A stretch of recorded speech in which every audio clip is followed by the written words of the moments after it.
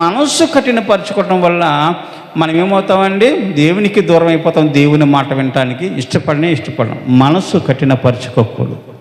ఐగుప్తు రాజులు అలాగే మనస్సును కఠినపరుచుకుని మరి ఐగుప్తు ప్రజల్లోంచి ఇశ్రాయేలు ప్రజలను పోనివ్వకుండా వాళ్ళని బంధించి ఉంచినప్పుడు వారి హృదయాలు చెడిపోయాయి. ఆ దేశం అంతా కూడా కంపు కొట్టడము మొదలైందండి. ఐగుప్తు దేశంలోంచి ఇశ్రాయేలు ప్రజలందరూ రావాలంటే ఐగుప్తు దేశంలో ఉన్న రాజు యొక్క మనసు మారాలి. అలాగే మన మనసు కూడా మారాలి. మన మనసు కూడా మార్చకుండా కఠినమైన హృదయం కలిగి ఎప్పుడు కూడా దెబ్బలాడుతూ ఉంటే ఆ ఇల్లు ఇప్పుడు కూడా కంపు కొడుతూనే ఉంటుంది. ఐగుప్తు దేశంలో కప్పలు చచ్చినప్పుడు భూమి అంతా కూడా ఎలా వాసన కొట్టిందో అలాగే శాంతి సమాధానం లేకుండా హృదయ గర్వంతో జీవిస్తే ఆ ఉమ్మడి కుటుంబం కానివ్వండి, విడిపోయిన కుటుంబం కానివ్వండి, మనుషుల మధ్యన సఖ్యత లేకుండా ఎప్పుడు దెబ్బలాట్లో గొడవలతో కంపు కొడుతూ ఇంటి చుట్టుపక్కల ఉన్న వారందరికీ కూడా ఆ వాసన వెళ్తూ ఉంటుంది. భలే కొట్టుకుంటున్నారా అనుకుంటారు, భలే తిట్టుకుంటున్నారా అనుకుంటారు,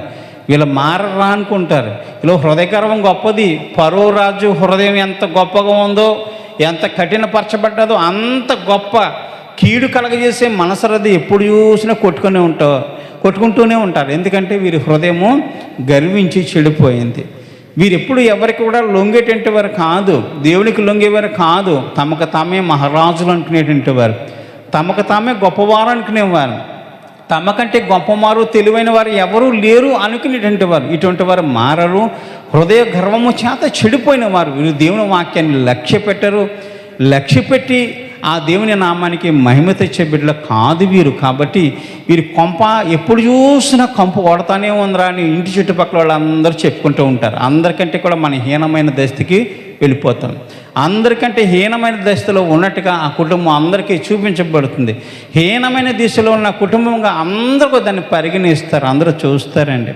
కాబట్టి మన కుటుంబంలో శాంతి సమాధానములు ఉండాలంటే దేవుని యందు భయభక్తులు కలిగి ఉండుట ఎంత మేలు. దేవుని యందు భయభక్తులు కలిగి ఉండి ఆయన మాట వింటే, దేవుని యందు భయభక్తులు కలిగి ఆయన మాట ప్రకారం మనం జీవిస్తే మన మధ్యన కంపు కొట్టడానికి వచ్చిన కంపు కొట్టేటువంటి ఆ అనుభవాలను దేవుడు మన నుంచి దూరపరుస్తాడు.